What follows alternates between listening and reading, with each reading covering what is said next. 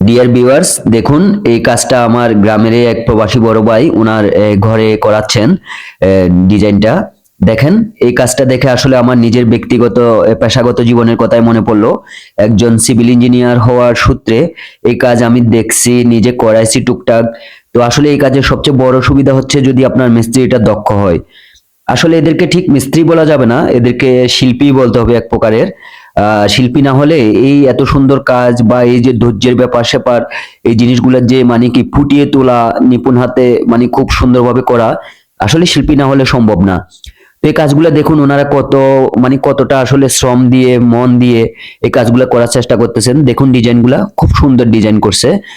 ফুলগুলা আসলে অনেক সুন্দরভাবে কাটছে, নকশাগুলো অনেক সুন্দর নকশা করছে। দেখেন এটা যে ফিনিশিং, এই আসলে এই কাজগুলা এবং এই ফিনিশিং গুলা এগুলা একজন মিস্ত্রির কাছেই মানে ভালো একজন দক্ষ মিস্ত্রি দ্বারা সম্ভব। দক্ষ ছাড়া ব্যতীত এই কাজগুলাকে মিলানো, ফিনিশিং দেয়া এবং এই যে সুন্দরভাবে ফুটে তোলা, এগুলো আসলে অনেক কষ্টসাধ্য দুঃসাধ্য একটা ব্যাপার। তো এই ভাইয়েরা দেখুন, এই ভাইয়েরা খুব সুন্দরভাবে এই কাজগুলা মানে করতেছে, অনেকদিন ধরে দেখতেছিলাম। ওনারা আসলে দক্ষ, এতে কোনো সন্দেহ নেই। খুব সুন্দর ফিনিশিং করছে, দেখতেছি অনেকদিন ধরে এই কাজটা করতেছে। আসলে দক্ষ না হলে পরে সম্ভব না। আর একটা জিনিস, আসলে ভাই টাকা থাকলে কি হবে, টাকার সাথে সাথে রুচি থাকতে হয়।